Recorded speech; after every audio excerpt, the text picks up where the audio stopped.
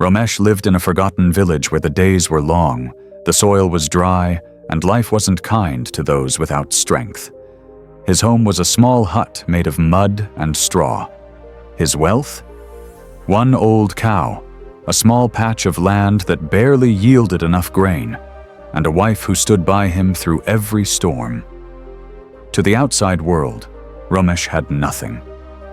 But to anyone who passed by his field, there was one thing impossible to miss: his smile, wide, warm, and real. Every morning before the sun lifted itself over the bamboo trees, Romesh was already in his field, hands deep in the earth. He sang while he worked. His songs were simple, old village tunes about the sky, the earth, and seeds that one day would grow. The children herding cattle nearby laughed when they heard him. The elders shook their heads and said, "That Romesh, poor as dirt, but happy like a king."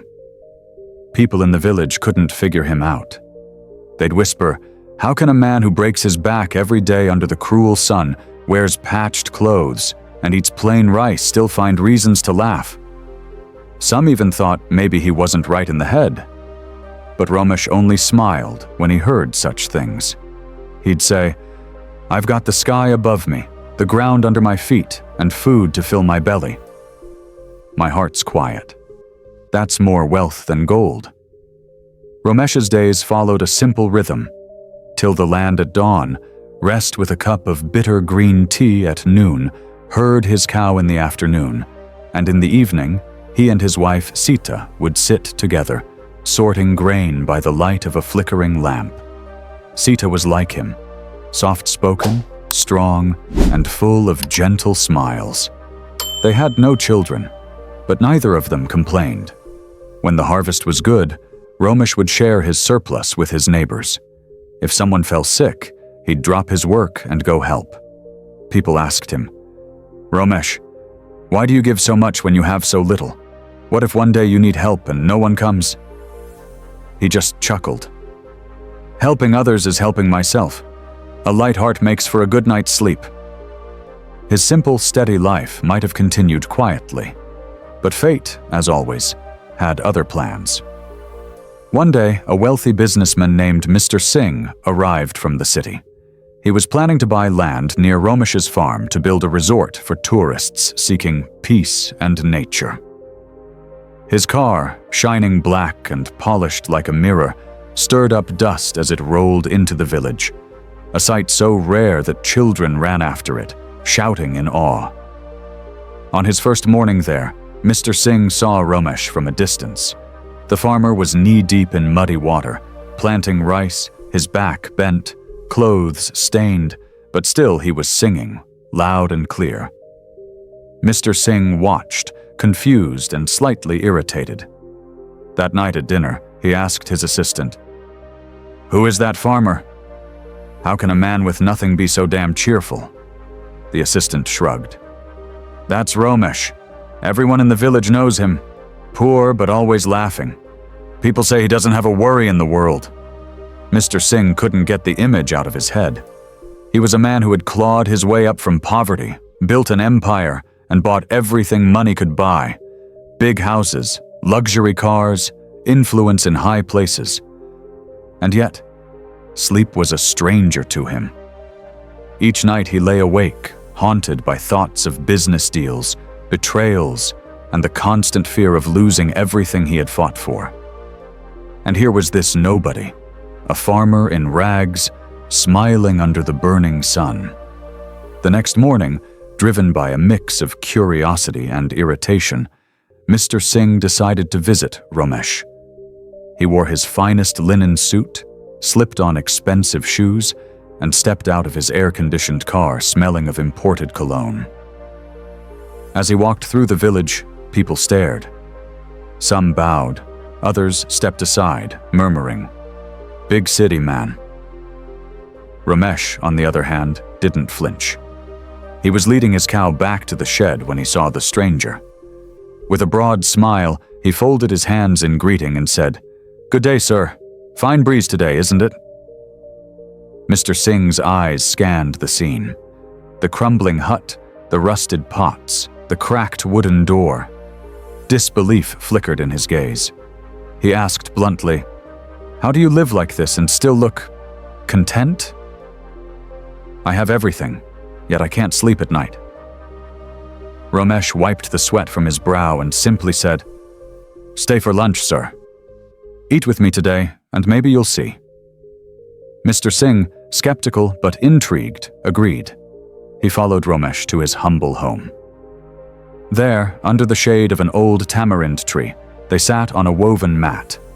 Romesh's wife, Sita, served them. The meal was nothing fancy. A bowl of steaming rice, boiled vegetables, a little salt mixed with sesame, and a fresh cup of cow's milk.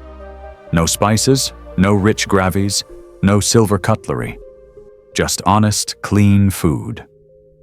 As they ate, the wind rustled through the trees. Birds sang somewhere nearby. There was no blaring car horn, no ringing phones, no one barking orders. For the first time in years, Mr. Singh felt something foreign settling in his chest. Calm. He chewed the simple food slowly and noticed his breathing ease. No stomach cramps, no acid reflux from too much wine and heavy meat. Just peace. When the meal was done, Romesh poured them both cups of bitter green tea, his hands rough but steady. He looked at the businessman and spoke plainly. "Sir, you have many things, but they weigh you down. You run and run, but where are you running to? In the end, we all go back to the same earth." Mr. Singh felt a chill at those words. They sliced through his polished exterior, the mask he had worn for decades. That night, he lay awake, not from anxiety, but from the sudden clarity that hit him like a storm. He thought about his endless meetings, his sleepless nights, his children who barely spoke to him anymore, his wife who lived in the same mansion but felt miles away. Romesh had nothing, yet he slept deeply each night, his heart light and his mind at rest. And for the first time, Mr. Singh wondered, had he spent his entire life chasing the wrong prize? Mr. Singh didn't sleep that night. He lay on the softest mattress money could buy, inside a luxury guest house he had built for himself near the village. But comfort meant nothing. His mind kept dragging him back to the farmer's words. "You run and run, but where are you running to?" The ceiling above him felt like it was pressing down on his chest. The air conditioner hummed softly, but it couldn't cool the heat rising inside his thoughts. His entire life, years of struggle, boardrooms, contracts, acquisitions, suddenly looked like an endless treadmill, moving fast, going nowhere. At 5 a.m., when the village roosters crowed, Mr. Singh got up, dressed in plain clothes this time, and walked out into the cool dawn. He followed the dirt path back to Romesh's field. The sky was painted with soft colors. Mist curled around the earth. And there he was, Romesh, already working, already singing. No audience, no reward, just doing what he did every day. "Romesh," Mr. Singh called out, his voice sharper than he intended. Romesh turned, smiled, and waved him over. "Good morning, sir. Come to help me with the rice?" Mr. Singh managed a weak smile. "Number I came to talk." He stepped closer, careful not to dirty his shoes in the muddy water. "I didn't sleep last night because of you. Your words, they hit me." Romesh rested his hands on his knees and looked at the man. His face was weathered, his clothes simple, but his eyes were steady. "What troubles you, sir?" Mr. Singh let out a bitter laugh. "I built an empire. I can buy anything I want, cars, houses, land, but I can't buy peace. My children, they live in different countries now. I barely know them. My wife and I, we don't even speak properly anymore. I built walls around myself. I thought money would make me happy, but it only made me more afraid. Afraid of losing it, afraid of being alone." Romesh listened quietly. He didn't rush to speak. When the silence settled, he said softly, "Sir, happiness is like the air. You can't catch it with your hands. You can only feel it when you stop struggling and let it in. Mr. Singh clenched his fists. Easy for you to say. You have no responsibilities, no big company to run, no people depending on you. Romesh's smile didn't fade. You think I have no responsibilities? I have this land to tend, my cow to feed, my wife to care for. When the monsoon fails, I feel fear too. But I've learned, fear grows when we forget to trust life. Mr. Singh's shoulders slumped. Then tell me, Romesh, how do I find this peace you speak of? I don't even know where to start. Romesh straightened up and looked him in the eye. His voice was firm now, cutting through the morning air. Stop running. Stop chasing more. Look around you. Your family, your people, they are your true wealth. Not your gold, not your land. Spend time with them. Help someone in need. Plant something that will live after you. That's where happiness hides. In simple things. Mr. Singh felt something tighten in his throat. For a moment he couldn't speak. The weight of his own emptiness crashed down on him.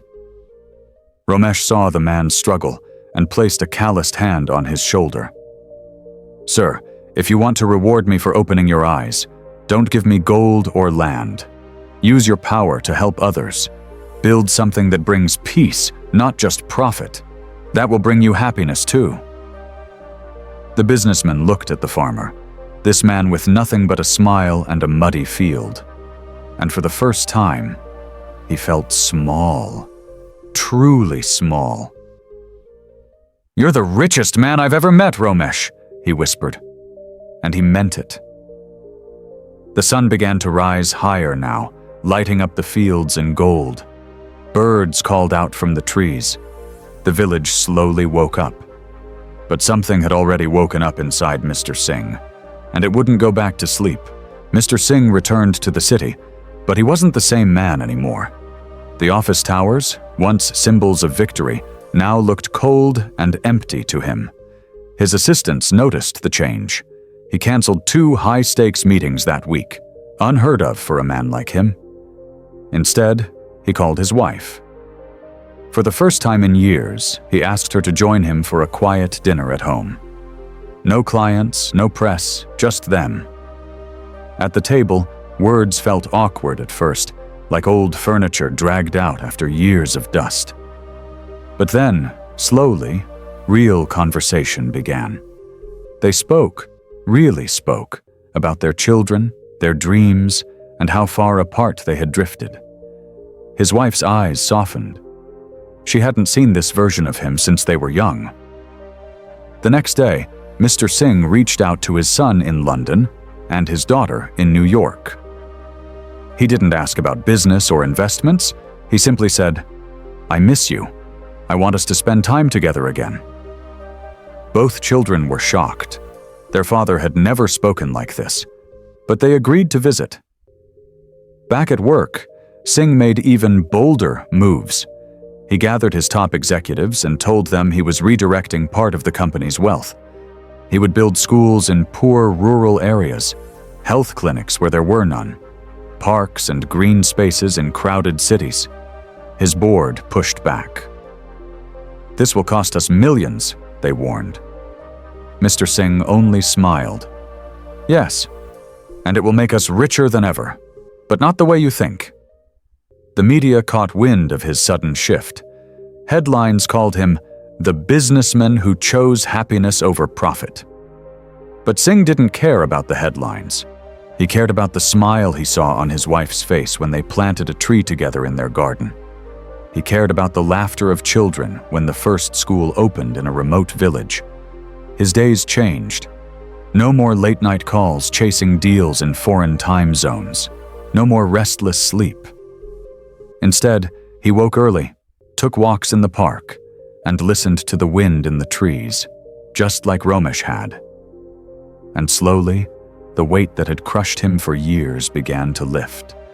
Not because he had less, but because he finally understood. He had enough. Months later, Mr. Singh made a quiet trip back to Romesh's village. No cameras, no journalists, just him, dressed simply, walking down the dusty road like any other man. He found Romesh in the same field, under the same wide sky. The farmer was still smiling, still singing as he worked. When Romesh saw Mr. Singh, he grinned. "Ah, sir, you came back. How is your heart now? Still heavy?" Mr. Singh chuckled, a real deep laugh that shook his chest. "No, Romesh, it's lighter than it's been in years. You were right. I stopped chasing more. And now, I finally feel peace." Romesh nodded, pleased. "Good. Then you have found the true treasure." The two men sat under the big tree, sharing a simple meal again. Rice, vegetables, fresh milk. No gold, no crystal glasses. But to Mr. Singh, it tasted better than any luxury feast he'd ever had. The breeze was soft, birds sang, and the world felt right. Mr. Singh looked at Romesh and said, "You taught me something no business school ever could. I owe you more than I can say." Romesh only smiled and said, "Then teach others, sir. Let them see what you have seen. That is enough." As the sun set behind the hills, painting the sky in gold and orange, Mr. Singh felt something he hadn't felt in decades. Pure, simple joy. No deals, no power, just gratitude. And in that moment, he knew. This peace, this stillness, what was the real reward? The secret he had chased his whole life had been waiting here all along, in the heart of a humble farmer who had nothing, and yet had everything. Moral. True happiness doesn't live in luxury or success. It lives in peace, in gratitude, and in the simple moments we often overlook. When we stop running and start appreciating, that's when real joy finds us.